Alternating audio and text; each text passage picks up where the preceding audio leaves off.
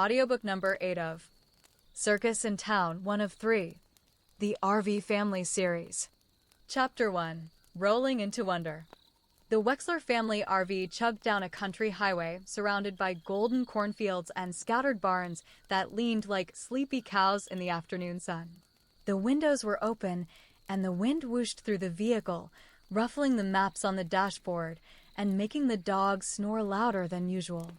Inside, it was the usual chaos. Jessie, the oldest at 16, was slumped in the back with earbuds in, ignoring everyone and everything, including the buzzing fly that kept dive-bombing his forehead. Robbie, age 8, was trying to get Meatball to wear a pair of sunglasses. "Come on, Meatball, just for a second. You'll look like a movie star." Meatball, their stocky, round-bellied French bulldog with one floppy ear and a permanently suspicious expression, blinked at the glasses and sneezed. "Kid, if I wanted something sitting on my face, I'd nap under the picnic table again," Meatball said inside Mayo's head. Mayo laughed out loud. 11 years old, Mayo Wexler was right in the middle of everything literally, as the middle child, and also because he was the only one who could really understand what was going on.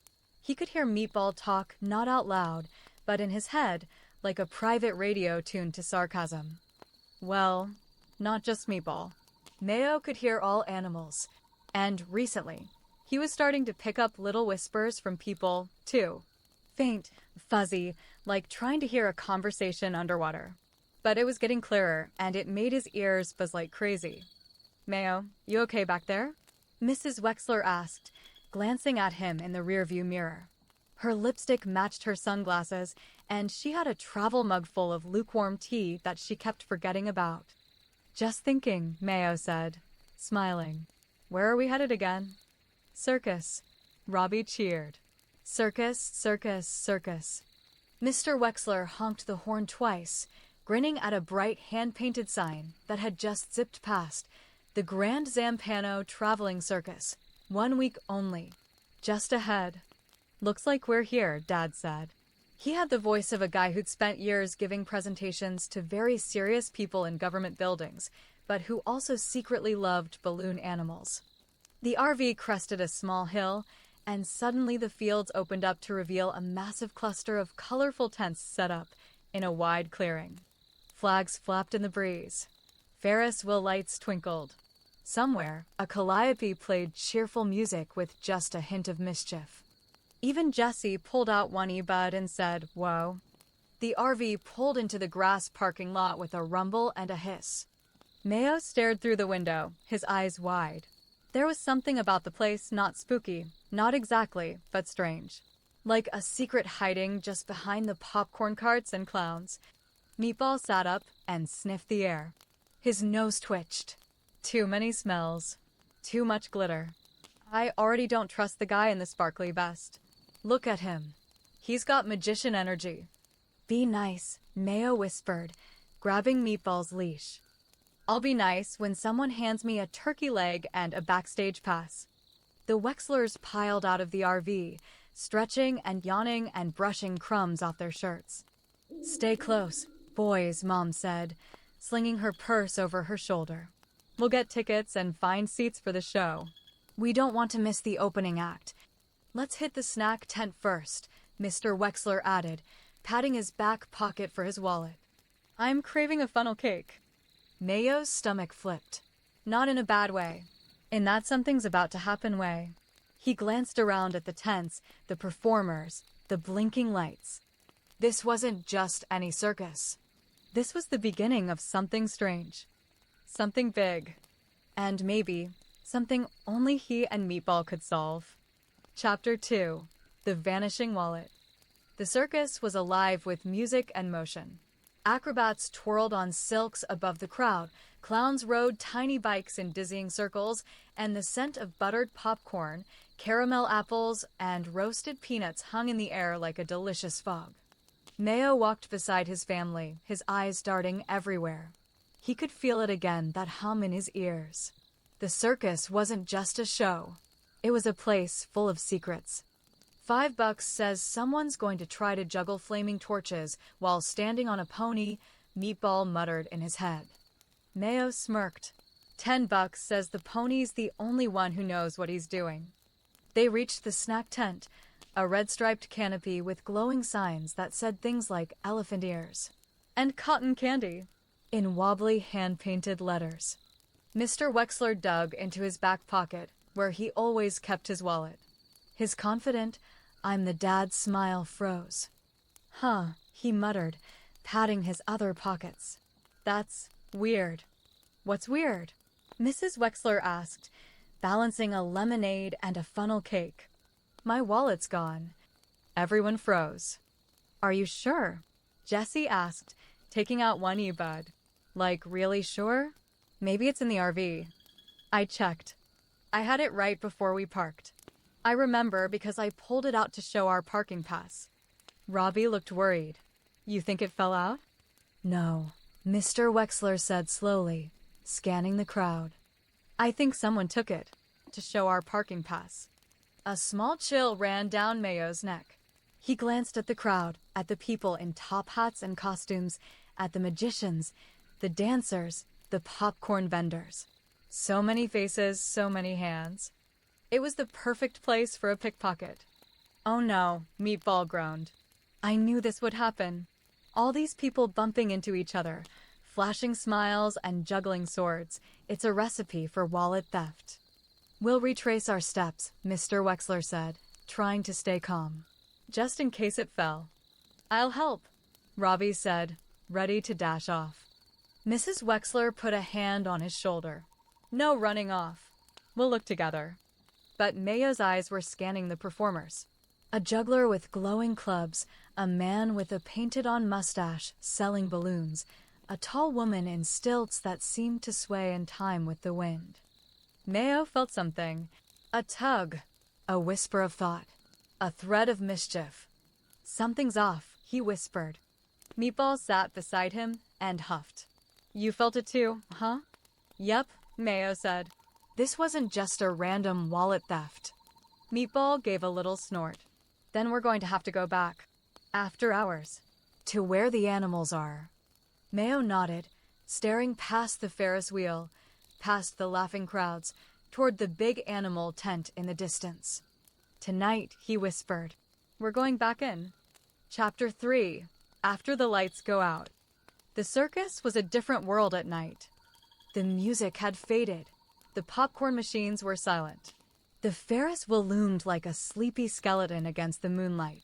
All that was left was the quiet flapping of canvas tents in the breeze and the occasional sound of something, or someone, moving in the dark.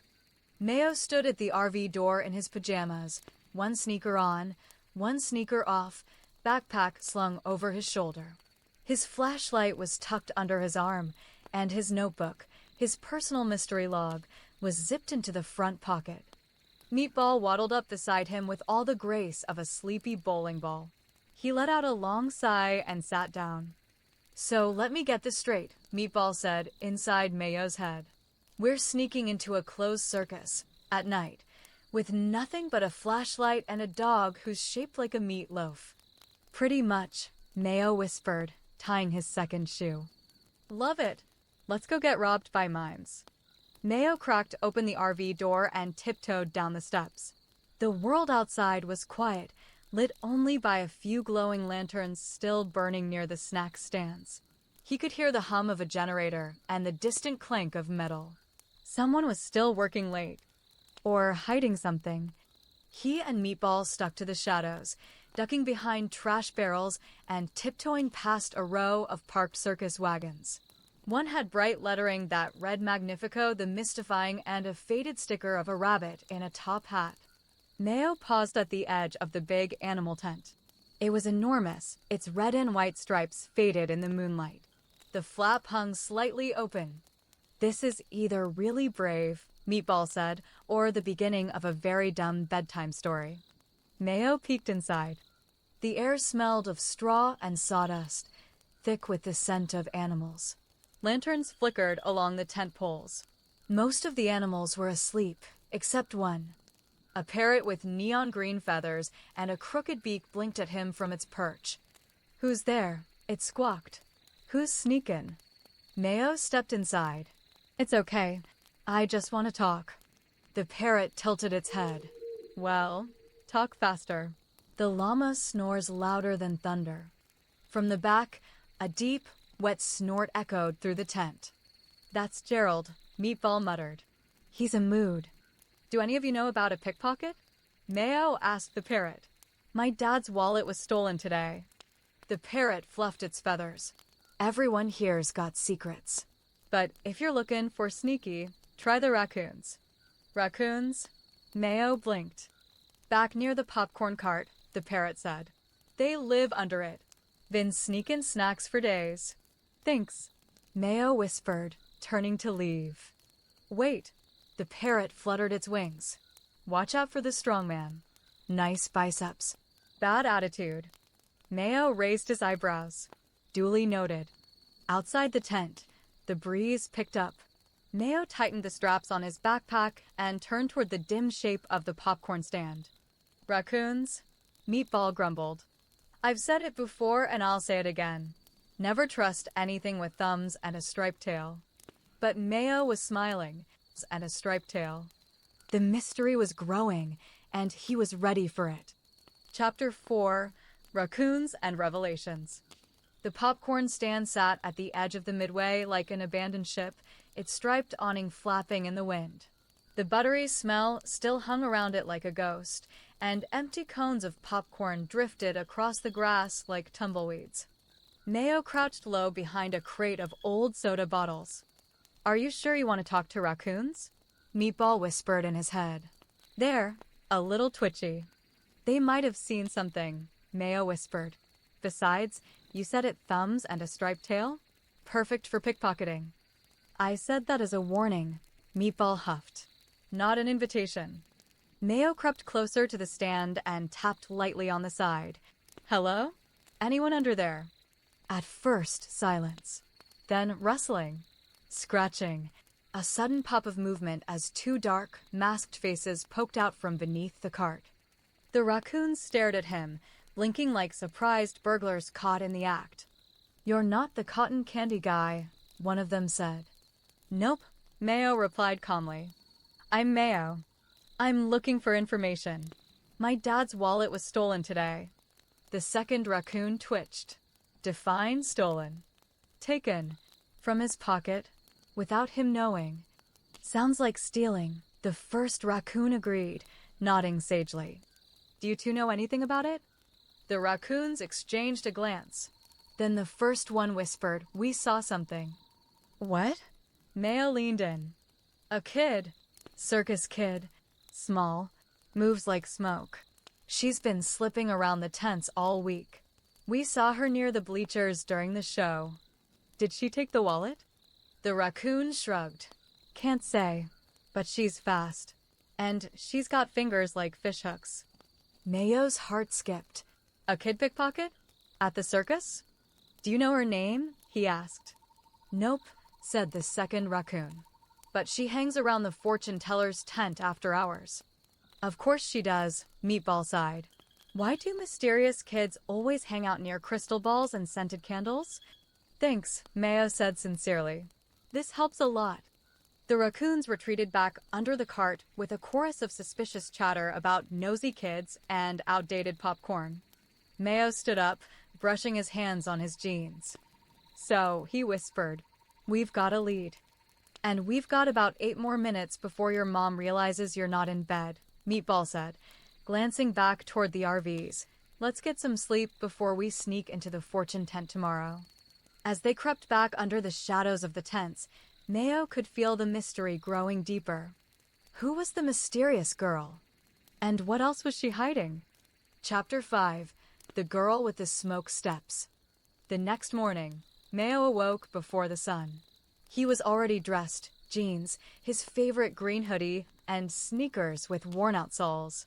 His notebook was in his pocket, and his pencil was tucked behind one ear.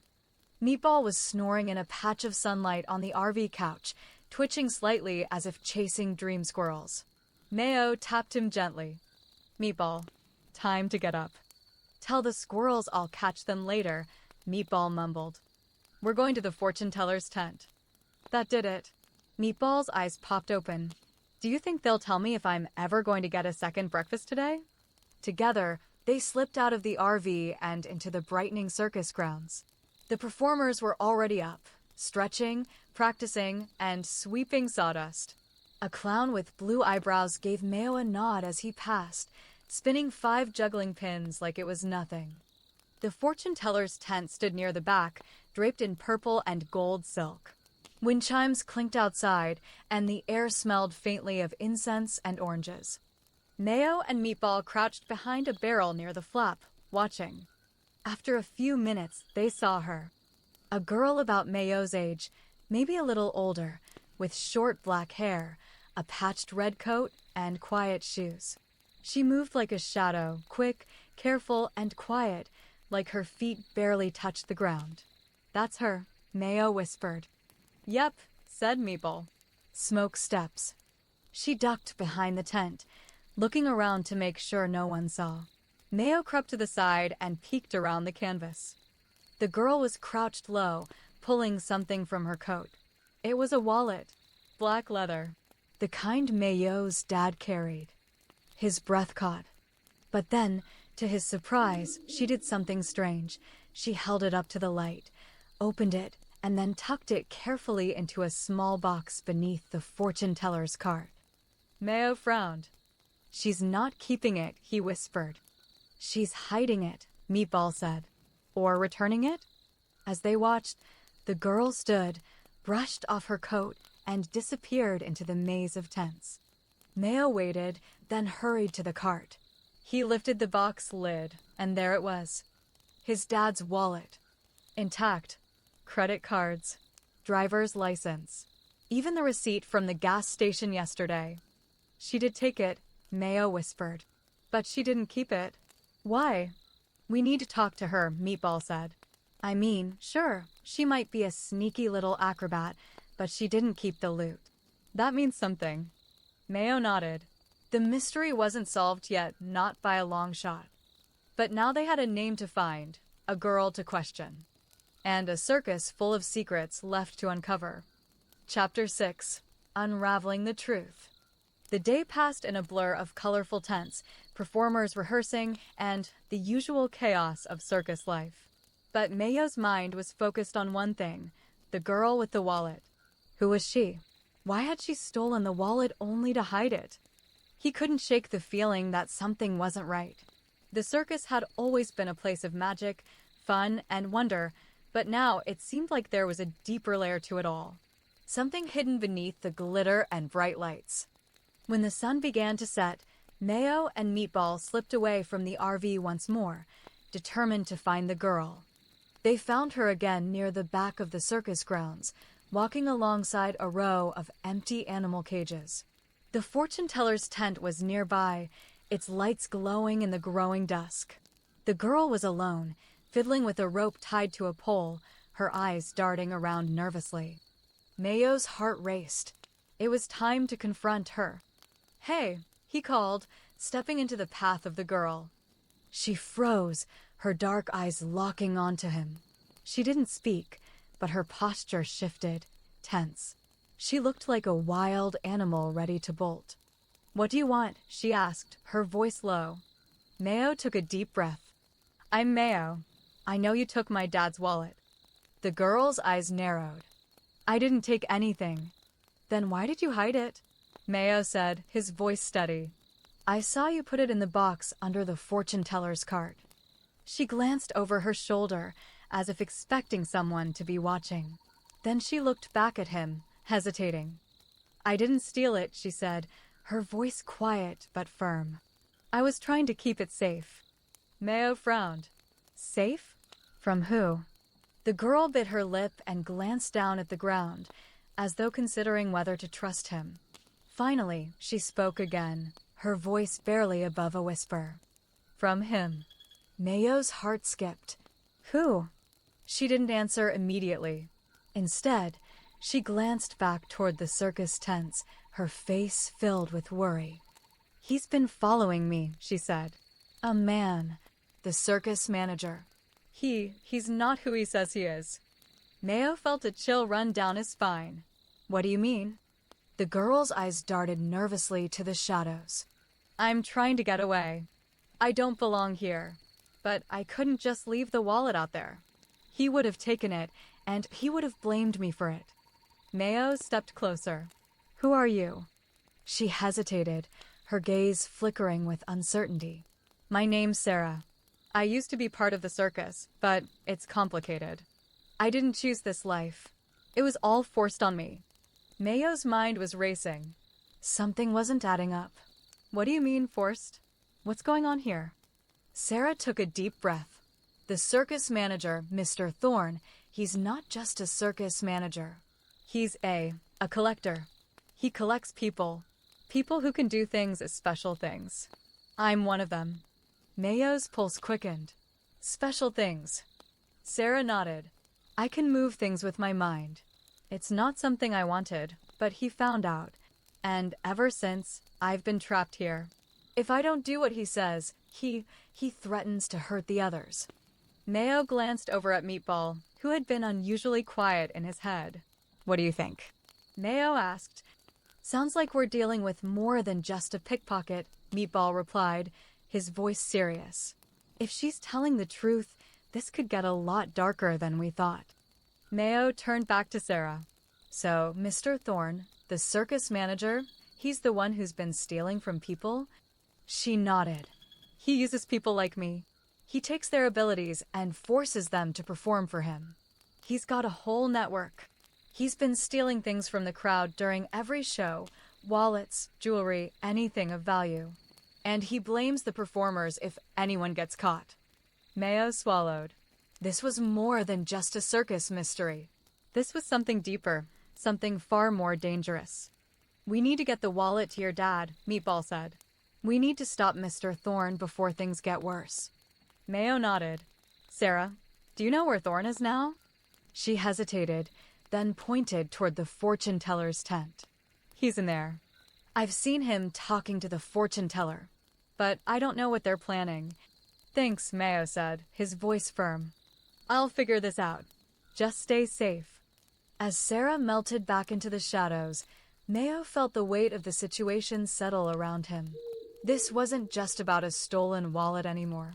It was about something much bigger, and it was up to him and Meatball to stop it before more people got hurt. Chapter 7. The Fortune Teller's Secrets. The air outside the fortune teller's tent was thick with the scent of jasmine and burning incense. The sound of faint chimes drifted on the wind, and the soft glow from inside the tent seemed to pulse, as if something mysterious was waiting within. Mayo and Meatball stood at the entrance, both tense, both feeling the weight of what they were about to uncover. This was no longer just about a stolen wallet. It was about a sinister circus manager, a group of unwilling performers, and secrets that could tear the whole show down. Are you ready for this? Mayo whispered, looking down at Meatball, who was giving him his best, I'm absolutely thrilled look. I was born ready for chaos, Meatball said in his head, his voice dry as always. But if this involves any fortune-telling, I'll have to object. I'm already enough of a mystery myself. Mayo couldn't help but smile. He pushed aside the flap and stepped into the dimly lit tent. Inside, a woman sat at a small table, draped in silk scarves.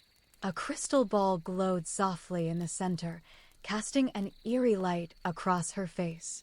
She was dressed in a long, flowing gown, her dark eyes glittering with a mixture of mystery and sharp calculation. Ah, the fortune teller said, her voice thick with an accent that Mayo couldn't place. I've been expecting you, young man. Mayo froze. You've been expecting me? She smiled faintly, leaning forward. Not you, exactly, but someone like you. Someone with an inquisitive mind, a strong sense of justice. Oh, Meatball muttered. This is starting to feel like a bad fortune cookie. Mayo straightened up. I'm looking for Mr. Thorne. I know he's behind the pickpocketing, and I know he's been making the performers do things against their will. The fortune teller didn't react, but her eyes seemed to narrow ever so slightly. Thorne has many names, she said cryptically. Not all of them are as kind as the one he wears in the daylight. Mayo frowned. I'm not here for riddles. I'm here to stop him. And I know you're involved. The woman studied him for a long moment. Then, in a softer voice, she spoke again. Thorn is not who you think he is. He's much older than he appears. The circus, it's his prison as much as it is his stage. He's kept it running for decades, hidden from the world, using the performers to maintain his power. Mayo's pulse quickened. What does he want? Why does he use people like Sarah? Sarah, the fortune teller whispered, her eyes clouding with something like regret. She's one of his special ones. But there are others, so many others. People with abilities, powers that Thorn can't control. He feeds off them. The stronger the abilities, the more he takes. He's like a vampire, Meatball growled. A power sucker. But how does he keep them under his control? Mayo asked, now fully on edge. The fortune teller hesitated, looking toward the back of the tent as if checking for something or someone. There's a ritual, she said quietly. A dark one. It ties their powers to his. Once it's done, they're trapped, unable to escape. Sarah was meant to be part of that. But she resisted, and that's why she's been hiding. Mayo's mind spun. And the wallet? What's that got to do with anything? The fortune teller's lips twisted into a bitter smile. Thorn has a peculiar habit. He steals from the audience, yes. But he also collects things, personal items. Things that hold energy. Wallets, jewelry, anything with an emotional connection. He uses them in his rituals. Mayo's eyes widened. That's why he stole it. The wallet wasn't just about money. No, she said. It was about the energy inside it. Thorn believes that the more he gathers, the stronger he becomes. It's part of the ritual, gathering the power of others to enhance his own. Mayo turned toward the exit, his mind racing. Where is he now? How can I stop him? The fortune teller rose slowly, her face softening for the first time. Thorn is meeting with his associates tonight. He's planning something big. He'll be at the main tent, the one where the show happens. But you must be careful, Mayo. He can sense when someone is against him. If you confront him, it won't end well. Mayo felt a surge of determination. I can't let him hurt anyone else. I have to stop him. Count me in, Meatball chimed in. I didn't sign up for this circus, but I'm not going to let it end badly. The fortune teller nodded. You'll need help. Find Sarah. She might be your best chance of taking him down. As Mayo turned to leave, the fortune teller's voice followed him. Remember, Mayo, sometimes the most dangerous enemies are those who wear the brightest smiles. Chapter 8. The Man Behind the Curtain.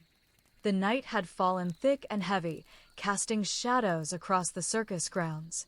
The flickering lights from the midway were nothing more than glimmers in the distance, swallowed by the dark expanse. The air was cool, the kind of cool that made Mayo's breath catch as he walked alongside Meatball, both of them moving quietly through the circus tents. Tonight, everything was going to change. He could feel it in his bones. Are you sure about this? Mayo whispered to Meatball, glancing around. Are you kidding? This is what we've been waiting for, Meatball replied, his voice full of confidence. We've got everything we need. Sarah's intel, the wallet, and my sharp wit. What could possibly go wrong? Mayo smiled despite the nerves gnawing at his stomach. You're right, Meatball. Let's do this. They made their way through the maze of tents toward the center, where the largest tent loomed ahead. The big top. The place where it all came together. The magic, the illusions, the performances, and the secrets. The heart of the circus. From the back, Mayo could see the outlines of people moving around the stage area, preparing for the evening's show. But there was something different about the way the circus performers moved tonight. They weren't laughing, joking, or rehearsing. They were tense, too aware of the dangers lurking behind the scenes. I don't like this, Meatball muttered. Something feels wrong. I know, Mayo said, but we have to keep going. As they neared the entrance to the big top, Mayo noticed the faintest sound, a low hum, like a chant. It wasn't coming from the performers. It came from deep within the tent, from behind the curtain. The rhythmic chant echoed in his ears, a strange and unnerving sound that made his skin prickle. "This is it," Mayo whispered, his pulse quickening. "Thorns in there. And you've got a front row seat to the show," Meatball said dryly. "The kind where things get broken." Before Mayo could push forward, a figure emerged from the shadows. It was Sarah. "Are you ready?" she asked, her voice tight with anxiety. Mayo nodded. "We're as ready as we'll ever be." Sarah glanced behind them, making sure they weren't being followed, before stepping closer. "I overheard Thorn. He's going to perform a final ritual tonight. He's collecting more than just wallets. He's trying to lock everyone here into his control. If we don't stop him, he'll own this circus and everyone in it forever." Mayo's stomach twisted. "How do we stop him?" Sarah hesitated, looking down at her feet. "I don't know for sure, but I think if we can destroy the item he's using to collect the power, his ritual book, we can break the spell." Mayo's mind raced. "Where is it?" "Somewhere inside the big top," Sarah said. "He keeps it hidden in a chest behind the main stage. But be careful. The ritual can't be stopped by just anyone. Thorn will sense it if we try." Meatball tilted his head, looking at Mayo with a mix of determination and curiosity. "I can't do much to help physically, but I can sniff out trouble." Mayo smiled. "We'll need all the help we can get." The group moved quietly around the edge of the tent, staying in the shadows. The chant from inside grew louder as they neared the entrance. The smell of incense and something sharp, something burning, wafted through the air. They stopped near a small flap at the back of the big top. Mayo felt a strange pull from inside the tent. It was like something was calling to him, drawing him closer. Sarah motioned for them to follow her. "We'll slip in through the back. Thorn won't expect it." Mayo, heart pounding, followed her. As they slipped through the back entrance, the sight inside nearly stopped him in his tracks. The circus performers were gathered around the stage, kneeling in strange, ritualistic patterns. At the center stood Mr. Thorn, dressed in a dark, flowing robe, his face partially obscured by a hood. His hands were raised, and the air around him shimmered with dark energy. The same humming chant echoed in the air, emanating from the circle of performers. "Everyone," Thorn's voice rang out, commanding, hypnotic. "Tonight, we complete the final ritual. Tonight, I will claim my power, and none of you will escape me." Mayo's breath caught in his throat. The ritual had already begun. "We have to act fast," Meatball said urgently. "We need to get to the book before it's too late." They crept toward the stage, keeping to the shadows. Mayo's eyes scanned the area, searching for the chest Sarah had mentioned. "There," Sarah whispered, pointing to a small, ornate chest hidden behind the curtain at the edge of the stage. Mayo nodded. "Let's move." But as they started toward the chest, a sudden burst of light flared from Thorn's hands. The air around them crackled, and Mayo felt an invisible force slam against him. He stumbled back, his head spinning. "Not so fast, Mayo," Thorn's voice boomed. "I knew you would come. You always were too curious for your own good." Mayo's heart pounded as he struggled to steady himself. He could feel Thorn's gaze on him, cold and calculating. The circus master knew everything, and now it was up to him to stop it. To be continued.